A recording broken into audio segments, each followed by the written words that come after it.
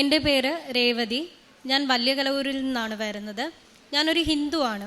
അപ്പം ഞാൻ മാതാവിനെ വിശ്വസിക്കാൻ തുടങ്ങിയിട്ട് ഏകദേശം 9 വർഷത്തോളമായി. അപ്പം അതിന് മാതാവിൽ വിശ്വസിക്കാനുണ്ടായ പ്രധാനപ്പെട്ട ഒരു കാര്യം എന്ന് പറയുന്നത്, ഞാൻ ഡിഗ്രി കഴിഞ്ഞ് എൻ്റെ ഒപ്പം പഠിച്ച എല്ലാ കുട്ടികളും PGക്ക് അഡ്മിഷൻ വാങ്ങിച്ചു. ST കോളേജിൽ അഡ്മിഷൻ വാങ്ങിച്ചു. എനിക്ക് മാത്രം അഡ്മിഷൻ കിട്ടിയില്ല. എന്നാൽ മാർക്ക് കുറവോ ഒന്നുമില്ല, 85% മാർക്ക് ഡിഗ്രിക്ക് ഉണ്ടായിരുന്നു. പക്ഷേ എനിക്ക് മാത്രം അഡ്മിഷൻ കിട്ടിയില്ല. അങ്ങനെ ഞാൻ ഒരുപാട് വിഷമിച്ചു. സ്പോട്ട് അഡ്മിഷന് പോയി, എനിക്ക് അഡ്മിഷൻ കിട്ടിയില്ല. അങ്ങനെ ഇവിടെ പ്രേക്ഷിത വേല ചെയ്യുന്ന ഒരമ്മയും ഞങ്ങൾ ഒരു അച്ഛൻ്റെ അമ്മയുടെയും സ്ഥാനത്താണ് അവരെ കാണുന്നത്. ഇവിടെ പ്രേക്ഷിത വേല ചെയ്യുന്നവരാണ്. അപ്പോൾ ആ അമ്മ എന്നോട് പറഞ്ഞു, മോളെ നീ വിഷമിക്കേണ്ട, നിനക്ക് അഡ്മിഷൻ കിട്ടുക തന്നെ ചെയ്യും, നീ മാതാവിൽ വിശ്വസിക്കാൻ പറഞ്ഞു. അപ്പോൾ അതുവരെയും ഞാൻ മാതാവിൽ വിശ്വസിക്കുകയോ ഈശോയെ അറിയുകയോ ഒന്നും ഞാൻ ചെയ്തിട്ടില്ല.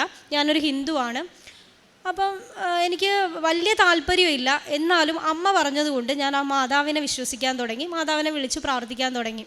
അങ്ങനെ അമ്മ പറഞ്ഞു, നീ അഡ്മിഷന്, അതായത് 2ാമത്തെ സ്പോട്ട് അഡ്മിഷൻ വന്നു. അപ്പോൾ 2ാമത്തെ സ്പോട്ട് അഡ്മിഷന് ചെല്ലുന്ന സമയത്ത് നീ നന്മ നിറഞ്ഞ മറിയമേ ചൊല്ലിക്കൊണ്ട് തന്നെ നിൽക്കുക, അമ്മയെ വിളിച്ചുകൊണ്ട് മാത്രം നിൽക്കുക, നീ വേറെ ഒന്നിലും ടെൻഷൻ അടിക്കുകയോ ഒന്നും ചെയ്യരുതെന്ന് പറഞ്ഞു. അപ്പം ഞാൻ പറഞ്ഞു, ശരി അമ്മേ. അപ്പോഴും എനിക്ക് അത്രയും പൂർണ്ണമായും വിശ്വാസം എനിക്കില്ല. അപ്പോൾ അങ്ങനെ ഞാൻ അമ്മ പറഞ്ഞതുപോലെ തന്നെ നന്മ നിറഞ്ഞ മറിയം ചൊല്ലി അമ്മയെ വിളിച്ചു തന്നെ നിൽക്കുകയായിരുന്നു. അങ്ങനെ 2ാമത്തെ സ്പോട്ട് അഡ്മിഷന്, ഈ സംഭവം നടക്കുന്നത് 2016-ലാണ്. അങ്ങനെ ആ സ്പോട്ട് അഡ്മിഷനിൽ ആദ്യം തന്നെ എൻ്റെ പേരാണ് വിളിച്ചത്. അവിടെ ഇരുന്ന അധ്യാപകർ എന്നോട് ചോദിച്ചു, നിനക്ക് ഏത് കോളേജിലാണ് വേണ്ടത്? അപ്പോൾ ഞാൻ പറഞ്ഞു, എനിക്ക് ആലപ്പുഴ ST കോളേജിൽ പഠിച്ചാൽ മതി. അങ്ങനെ എനിക്ക് ആ സെക്കൻഡ് സ്പോട്ട് അഡ്മിഷനിൽ ST കോളേജിൽ തന്നെ അഡ്മിഷൻ ലഭിച്ചു. അപ്പോൾ എനിക്ക് മാതാവിലൊരു വിശ്വാസമായി, എങ്കിൽ പോലും അത്രത്തോളം ആഴം എനിക്ക് ഉണ്ടായിരുന്നില്ല. അങ്ങനെ ഞാനത് വിട്ടു. എനിക്ക് അഡ്മിഷൻ കിട്ടി, ഞാൻ കോളേജിൽ പോകാൻ തുടങ്ങി. അപ്പോൾ പിന്നെ പഴയ രീതിയിൽ തന്നെ മാതാവിനെ വിളിക്കുന്നില്ല, അങ്ങനെ പ്രത്യേകിച്ച് പ്രാർത്ഥനകളോ ഒന്നുമില്ല. എൻ്റെ കാര്യം സാധിച്ചു, പിന്നെ ഞാൻ വിളിച്ചിട്ടുമില്ല. അങ്ങനെ ഏകദേശം ഒരു അഡ്മിഷൻ കഴിഞ്ഞ് ഒരു 2 മാസം കഴിഞ്ഞപ്പോൾ PGയുടെ ഫസ്റ്റ് സെം എക്സാം വന്നു. അപ്പോൾ അന്ന് ഞാൻ ഒത്തിരി പേടിച്ചു. എക്സാം വന്നപ്പോൾ പേടിച്ചു. കാരണം എന്താണെന്ന് വെച്ചാൽ, ഞാൻ അഡ്മിഷൻ എടുത്തിട്ട് ഏകദേശം 1.5-2 മാസമേ ആവുന്നുള്ളൂ. ഇത്രയും വലിയ സിലബസ് ഞാൻ എങ്ങനെ പഠിച്ചു തീർക്കും? അപ്പം ഞാൻ വീണ്ടും, അഡ്മിഷൻ കിട്ടിയ ആ സമയത്തെ വിശ്വാസം പോലല്ല, അപ്പോൾ ദൈവമായിട്ട് എന്നെ പരീക്ഷിക്കാനായിട്ട് ചെയ്തതാവാം, അത്രയും എന്നിലെ വിശ്വാസം ആഴപ്പെടുത്താനായിട്ട് ദൈവം ചെയ്തതാവാം. അങ്ങനെ ഞാൻ വീണ്ടും ഈ അമ്മയുടെ അടുക്കൽ ഓടി വന്നിട്ട് ഞാൻ പറഞ്ഞു, അമ്മേ, എൻ്റെ എക്സാമായി, എനിക്കൊന്നും അറിയില്ല, എനിക്ക് ഇത്രയും സൗഭാഗ്യങ്ങളും അതുപോലെ തന്നെ ഇത്രയും എല്ലാവരും കൊതിക്കുന്ന ഒരു സീറ്റ് എനിക്ക് കിട്ടിയിട്ട് ഞാൻ ആ ഫസ്റ്റ് സെമ്മിൽ തോറ്റു പോവുകയാണെങ്കിലുള്ള അവസ്ഥ എന്തായിരിക്കും അമ്മേ? അപ്പോൾ അത് കാരണം അമ്മേ, എങ്ങനെയെങ്കിലും എനിക്ക് ജയിച്ചേ പറ്റൂ, ഞാൻ ഒന്നും പഠിച്ചിട്ടില്ല, എനിക്ക് ജയിച്ചേ പറ്റൂ, എങ്ങനെയെങ്കിലും അമ്മ എനിക്ക് പഠിക്കണം, ഞാൻ മാതാവിനെ ഞാൻ വിശ്വസിക്കുന്നു. അപ്പോൾ അന്ന് അത്രയും നാളും എനിക്ക് അഡ്മിഷൻ കിട്ടി, ഞാൻ ആ കാര്യമേ അങ്ങ് വിട്ടു. പക്ഷേ ഇങ്ങനൊരു സാഹചര്യം വന്നപ്പോൾ ഞാൻ ശരിക്കും അമ്മയെ അറിഞ്ഞു. അങ്ങനെ ആ അമ്മ എന്നോട് കൃപാസനത്തിലെ പത്രം തന്നിട്ട് അമ്മ പറഞ്ഞു, നീ ഒന്നും പേടിക്കേണ്ട, നീ ഈ പത്രം വെച്ച് പ്രാർത്ഥിക്കാൻ പറഞ്ഞു. അപ്പോഴും എൻ്റെ മനസ്സിലൊരു സംശയമുണ്ട്, ഇത്രയേറെ സിലബസ് പഠിച്ചു തീർക്കാതെ ഞാൻ എങ്ങനെ എക്സാം പാസ്സാകും? ആ ഒരു സംശയം എൻ്റെ ഉള്ളിൽ കിടപ്പുണ്ട്. അങ്ങനെ ഞാൻ വേറെ വഴിയില്ല, പിറ്റേന്ന് എക്സാമാണ്, എന്ത് ചെയ്യും എനിക്കറിയത്തില്ല. അങ്ങനെ എൻ്റെ മുന്നിൽ വേറെ വഴിയൊന്നുമില്ല. ഞാൻ ആ പത്രം വെളുപ്പിന് 5 മണിയായി. 5 മണിക്ക് എഴുന്നേറ്റ് ബുക്കൊന്നും പഠിക്കാനുള്ള ബുക്ക് എടുത്തിട്ടില്ല, കാരണം എനിക്കറിയില്ല എവിടുന്ന് പഠിച്ചു തുടങ്ങണം എന്നൊന്നും അറിയില്ല. അങ്ങനെ ഞാൻ ബുക്ക് എടുക്കുന്നതിന് പകരം പത്രം ഞാൻ എടുത്തു വെച്ച് അതിലെ ഓരോ സാക്ഷ്യങ്ങളും വായിക്കാനായിട്ട് തുടങ്ങി. കരഞ്ഞുകൊണ്ടാണ് വായിക്കുന്നത്, കാരണം എനിക്ക് ഇനി പഠിക്കാനോ എന്താണ് ഇനി പഠിക്കേണ്ടതെന്നോ ഒന്നും എനിക്ക് ഒരു രൂപവും ഇല്ല, മൊത്തം ഒരു ബ്ലാങ്കാണ് മൊത്തം. അങ്ങനെ പിറ്റേന്നത്തെ എക്സാമിന് പോകാനല്ല, അന്ന് രാത്രി തന്നെ ഇതുപോലെ നമ്മുടെ വീട്ടിൽ ആരുമില്ല അന്ന്. അപ്പം അന്നും ഈ പത്രം എൻ്റെ കയ്യിലിരിക്കുക. രാത്രിയായിട്ട് ഞാനത് മാറ്റി വെച്ചിട്ടില്ല, കാരണം അമ്മ ഇങ്ങനെ പറഞ്ഞതാ, നീ ആ പത്രം വെച്ച് വായിക്കണം, പത്രം ശക്തിയുള്ളതാണ് എന്നൊക്കെ അത്രയും ഇതായിട്ട് പറഞ്ഞതാണ്. അപ്പോൾ അത് കാരണം ആ പത്രം ഞാൻ എൻ്റെ കയ്യിൽ നിന്ന് മാറ്റിയിട്ടേ ഇല്ല. അങ്ങനെ അന്ന് രാത്രിയിൽ ഞാൻ ഉറങ്ങാനായിട്ട് കിടന്നു കഴിഞ്ഞപ്പോൾ പെട്ടെന്ന് എൻ്റെ മനസ്സിൽ തോന്നുവാണ്, ഞാൻ PGക്കാണ് അഡ്മിഷൻ എടുത്തിരിക്കുന്നത്. അപ്പോൾ പെട്ടെന്ന് എൻ്റെ മനസ്സിൽ തോന്നുവാണ്, നീ ഡിഗ്രി ടെക്സ്റ്റ് പഠിക്കുക എന്നുള്ള എന്തോ ഒരു മെസ്സേജ് പോലെ എനിക്ക് മനസ്സിൽ തോന്നി. അപ്പം ഞാൻ ഓർത്ത് എന്നാൽ എന്തെങ്കിലും നാളെ എഴുതി വെക്കണമല്ലോ പേപ്പറിൽ. അപ്പോൾ എങ്കിൽ ഡിഗ്രി ടെക്സ്റ്റ് അതെങ്കിലും വെറുതെ ബ്ലാങ്ക് പേപ്പർ കൊടുക്കുന്നതിനേക്കാളും നല്ലതല്ലേ ഡിഗ്രി ടെക്സ്റ്റ് ബുക്കിൽ എന്തെങ്കിലും എഴുതി വെക്കുന്നത്.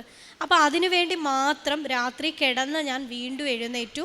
ആ ഡിഗ്രി ടെക്സ്റ്റ് ബുക്ക് അതൊന്നുമല്ല പി ജിക്ക് പഠിക്കാനുള്ളത്, ആ ഒരു സിലബസോ അതിൽ ഉള്ള കാര്യങ്ങളോ അല്ല നമുക്ക് പി ജിക്കുള്ളത്. പക്ഷേ എനിക്ക് ആ തോന്നിയത് കൊണ്ട് ഞാൻ ഉടനെ തന്നെ ആ പി ജിയുടെ ഡിഗ്രിയുടെ ടെക്സ്റ്റ് എടുത്തു. എന്നിട്ട് എനിക്കിഷ്ടമുള്ള ഒരു പേജ് ഞാൻ തുറന്ന് ഞാൻ വായിച്ച് അപ്പോഴും എനിക്ക് അത്രയും ഒരു വിശ്വാസമോ ഈ പത്രം കയ്യിൽ ഇരിപ്പുണ്ടെന്നല്ലാതെ ഒരു അത്ഭുതം നടക്കുമെന്നൊന്നും ഞാൻ വിശ്വസിക്കുന്നില്ല. അങ്ങനെ പിറ്റേന്ന് എക്സാമിന് കയറി ക്വസ്റ്റ്യൻ പേപ്പർ കണ്ടപ്പോൾ ഞാൻ ശരിക്കും ഞെട്ടി. കാരണം എന്താണെന്ന് വെച്ചാൽ അന്ന് ഒരുപാട് ചർച്ച ചെയ്യപ്പെട്ടു ആ ക്വസ്റ്റ്യൻ പേപ്പറിനെ കുറിച്ച്. കാരണം ഡിഗ്രി ടെക്സ്റ്റ് ബുക്കിലെ ക്വസ്റ്റ്യൻ മാത്രമായിരുന്നു അതിനകത്തെ ചോദ്യങ്ങൾ. ഏകദേശം ഒരു 40 മാർക്കിനടുത്തോളം, ഞങ്ങൾക്ക് 80 മാർക്ക്, അതിൽ പകുതി മാർക്കോളം പിന്നെ ഡിഗ്രി ടെക്സ്റ്റ് ബുക്കിൽ നിന്നായിരുന്നു ചോദിച്ചിരുന്നത്. അപ്പം എല്ലാ കുട്ടികളും എഴുതാതെ ഇങ്ങനെ പരസ്പരം ഒരു കൺഫ്യൂഷനായിട്ട് എല്ലാവരും അങ്ങോട്ടും ഇങ്ങോട്ടും നോക്കുക. പക്ഷേ ആ സമയത്ത് ഞാൻ നല്ല ലാവിഷായിട്ട് പേപ്പർ വാങ്ങിച്ച് ഞാൻ എഴുതി. അപ്പം ഞാൻ ശരിക്കും മാതാവിൽ വിശ്വസിച്ചു. കാരണം എനിക്ക് അഡ്മിഷൻ കിട്ടിയപ്പോൾ പോലും ഞാൻ അത്രത്തോളം വിശ്വാസമായില്ല. പക്ഷേ ഇങ്ങനൊരു അത്ഭുതം എന്തായാലും നടക്കില്ല. എനിക്ക് വേണ്ടിയായിരുന്നു ആ ഡിഗ്രി ടെക്സ്റ്റ് ബുക്കിലെ അത്രയും ചോദ്യങ്ങൾ. ഇല്ലെങ്കിൽ തീർച്ചയായും ഞാൻ ഈ അഡ്മിഷൻ എടുത്തതെല്ലാം വെറുതെ ആയി പോയേനെ, എനിക്ക് ആ പേപ്പർ കിട്ടത്തുമില്ലായിരുന്നു. അങ്ങനെ ഞാൻ മാതാവിനെ അറിയാൻ തുടങ്ങി, മാതാവിലേറെ ഞാൻ വിശ്വസിക്കാൻ തുടങ്ങി. ഇന്ന് ഞാൻ മാതാവിൽ തന്നെ ഉറച്ചു നിൽക്കുന്നു. മാതാവിലെ വിശ്വാസം ഇതുവരെയും എനിക്ക് പോയിട്ടില്ല. ഇപ്പോൾ ഏകദേശം 9 വർഷത്തോളമായി. അങ്ങനെ ഞാൻ 2018 എൻ്റെ വിവാഹത്തിന് മുമ്പ് ഞാൻ ഇവിടെ വന്ന് ഉടമ്പടി എടുത്തു. പക്ഷേ അത് കഴിഞ്ഞ് കല്യാണം കഴിഞ്ഞു, കുട്ടിയായി. എനിക്ക് പിന്നീട് ആ ഉടമ്പടിയിലൂടെ തുടരാനായിട്ട് എനിക്ക് സാധിച്ചില്ല. അത് കഴിഞ്ഞ് ഞാൻ 2024 ജൂൺ 19 ഞാൻ ഇവിടെ വന്ന് ഉടമ്പടി എടുത്തു. അപ്പോൾ ഉടമ്പടിയിൽ ഞാൻ ആദ്യം വെച്ചിരുന്ന നിയോഗം എന്ന് പറഞ്ഞാൽ എനിക്കത് കൃത്യമായിട്ട് എങ്ങനെ പറഞ്ഞ് മനസ്സിലാക്കണം എന്ന് എനിക്കറിയത്തില്ല. നമ്മൾ നടക്കുകയും അല്ലെങ്കിൽ നമ്മൾ എവിടെയെങ്കിലും ഇരിക്കുന്ന സമയത്ത് നമ്മൾ ഈ കാറ്റത്തൊക്കെ ആടുന്ന പോലെ അങ്ങനെ ഒരു ഫീലാണ് എനിക്ക്. അതായത് ഞാൻ ഇപ്പം വീഴും എന്നുള്ള ഒരു ഫീലായിരുന്നു. അതായത് നമ്മൾ കണ്ണടച്ച് നടന്നാൽ എങ്ങനെ ഇരിക്കും ആ ഒരു ഫീലാണ് ഞാൻ നടന്നു പോകുമ്പോഴും. എനിക്ക് പേടിച്ചിട്ട് ഞാൻ ഒരു സ്ഥലത്ത് പോകില്ല, ഒരാൾക്കൂട്ടത്തിനിടയിൽ പോകില്ല. ഇവിടെ ഉടമ്പടി എടുക്കാൻ വരാൻ തന്നെ എനിക്ക് ഭയങ്കര ബുദ്ധിമുട്ടായിരുന്നു. ഇവിടെ വന്നിട്ട് ഒത്തിരി നേരം നിൽക്കണം, ഞാൻ എന്തു ചെയ്യും, എവിടെയെങ്കിലും വീണാൽ ആരോട് പറയും എന്നൊക്കെ ഉള്ളത് വെച്ച് എനിക്ക് മടിയായിരുന്നു ഇവിടെ വന്ന് ഉടമ്പടി എടുക്കാൻ. പക്ഷേ ഉടമ്പടി എടുത്ത് ആദ്യത്തെ പുതുക്കൽ കഴിഞ്ഞപ്പോൾ തന്നെ, അതിൻ്റെ ഇടയിൽ നമ്മൾ ഉടമ്പടി എടുത്ത് കഴിഞ്ഞപ്പോൾ ഞാൻ തൈലവും ഉപ്പും തേനും ഉള്ളിൽ ഞാൻ കഴിക്കുന്നുണ്ടായിരുന്നു. അപ്പോൾ അതിൻ്റെയൊക്കെ ഫലമായിട്ട് എനിക്ക് ഇന്ന് പൂർണ്ണമായിട്ടും എൻ്റെ രോഗം മാറി. എനിക്ക് അത്ര കോൺഫിഡൻ്റ് ആയിട്ട് ഒരു സ്റ്റേജിൽ നിൽക്കാനായിട്ട് പറ്റി. മറ്റേത് എനിക്ക് ഇങ്ങനെയൊന്നും നിൽക്കാൻ പറ്റില്ല. ഞാൻ ഒരു സൈഡിലോട്ട് പോകുന്ന പോലെയും എനിക്ക് കോൺഫിഡൻ്റ് ആയിട്ട് എങ്ങും എനിക്ക് പോകാൻ പറ്റില്ല. ഒരാൾ നോക്കുമ്പോൾ നമ്മൾ ഈ പറയുന്ന, കാരണം മെഡിസിനിലും അതുപോലെ ഹോമിയോ ന്യൂറോയിലെല്ലാം ന്യൂറോയിൽ കാണിച്ചപ്പോൾ അവർ പറഞ്ഞത് ഞങ്ങൾ പഠിച്ച മെഡിക്കൽ സയൻസിൽ ഇങ്ങനെയുള്ള ലക്ഷണങ്ങളൊന്നുമില്ല. അപ്പം വീട്ടുകാരും പറഞ്ഞിട്ട് അത്രത്തോളം ഉൾക്കൊള്ളുന്നില്ല. എനിക്കിങ്ങനെയൊക്കെയാണ്, എനിക്ക് തലകറക്കമാണ്, പഠിക്കാൻ പറ്റുന്നില്ല, ഇങ്ങനെയൊക്കെ പറഞ്ഞിട്ട് ഡോക്ടർ ഇങ്ങനല്ലേ പറഞ്ഞത്. അപ്പോൾ പിന്നെ അവരും അതിൽ ശ്രദ്ധ കൊടുത്തില്ല. പക്ഷേ എനിക്ക് എൻ്റെ ഉള്ളുകൊണ്ടുണ്ട്. കാരണം എനിക്ക് എവിടെയും പോകാൻ പറ്റുന്നില്ല. ഇപ്പോൾ ഒരു കല്യാണത്തിന് പോവുകയാണെങ്കിലോ അല്ലെങ്കിൽ ഒരാൾ കൂടുന്നെടുത്ത് പോവുകയാണെങ്കിലോ എനിക്ക് നേരെ നിൽക്കാൻ പറ്റില്ല. ഒരു 5 മിനിറ്റ് അവരെ നോക്കി നിന്ന് സംസാരിക്കാൻ പറ്റില്ല. അപ്പോഴേ കാലൊക്കെ ഇടറുന്ന പോലെയും ഒക്കെ ഉള്ള ബുദ്ധിമുട്ടാണ്. പക്ഷേ ഞാൻ ഉടമ്പടി എടുത്ത് 3 മാസത്തിന് ശേഷം, അതായത് ആദ്യത്തെ പുതുക്കലിൽ തന്നെ എനിക്ക് പൂർണ്ണമായിട്ട് എൻ്റെ രോഗം മാറിക്കിട്ടി. അതിന് അമ്മയോടും ഈശോയോടും ഒത്തിരി നന്ദി പറയുന്നു. അതുകൂടാതെ ഞാൻ 2 വർഷം മുമ്പ്, 1.5 വർഷം മുമ്പ് സെറ്റ് എക്സാമിന് വേണ്ടി പ്രിപ്പയർ ചെയ്യുന്നുണ്ടായിരുന്നു. അപ്പം ഞാൻ അന്ന് ഒരു ഉടമ്പടി എടുത്തിട്ടില്ല. 1.5 വർഷം മുമ്പ് എടുത്തിട്ടില്ല. 2024 ഞാൻ 2ാമത് ഉടമ്പടി എടുക്കുന്നത്. അപ്പം സെറ്റ് എക്സാമിന് പഠിക്കുന്നുണ്ട്. അങ്ങനെ നല്ല കോൺഫിഡൻ്റ് ആയിട്ട് ഫുൾ പോർഷനും പഠിച്ചിട്ടാണ് എക്സാമിന് പോയത്. അത്രയും കോൺഫിഡൻ്റ് ആയിട്ട് വിചാരിച്ചു എനിക്ക് കിട്ടും, സെറ്റ് എക്സാം കിട്ടും, ഞാൻ പാസ്സാകും എന്നൊക്കെ വിചാരിച്ചു. പക്ഷേ റിസൾട്ട് വന്നപ്പോൾ ഞാൻ 2 മാർക്കിന് ഫെയിലായി. അതെനിക്ക് ഒരുപാട് എന്നെ മാനസികമായിട്ട് തളർത്തി. കാരണം ആ ഒരു സെറ്റ് ക്വാളിഫിക്കേഷൻ ഉണ്ടെങ്കിലേ ഒരു സ്കൂളിൽ നമുക്ക് പഠിപ്പിക്കാനായിട്ട്, ഹയർ സെക്കൻഡറിയിൽ പഠിപ്പിക്കാൻ പോകാൻ പറ്റൂ. അപ്പം ഞാൻ എന്ത് ചെയ്യും? ഈ സെറ്റ് ക്വാളിഫിക്കേഷൻ ഇല്ലാതെ ഞാൻ എങ്ങനെ പോകും? ഞാൻ മാനസികമായിട്ട് ഒരുപാട് സങ്കടപ്പെട്ടു. അപ്പോൾ അത് കഴിഞ്ഞ് ഞാൻ ഇതുപോലെ ഇവിടുത്തെ അമ്മയെ വീണ്ടും കാണാനായിട്ട് ഇട വന്നു. അങ്ങനെ അമ്മയോട് ഞാൻ പറഞ്ഞു, അമ്മേ ഞാൻ സെറ്റ് എക്സാമിന് പഠിച്ചു, നന്നായിട്ട് പഠിച്ചു, പക്ഷെ ഞാൻ ഫെയിലായിപ്പോയി. എനിക്ക് ഒത്തിരി വിഷമമാണ്. മാതാവ് എന്താണ് എനിക്ക് തരാഞ്ഞത്?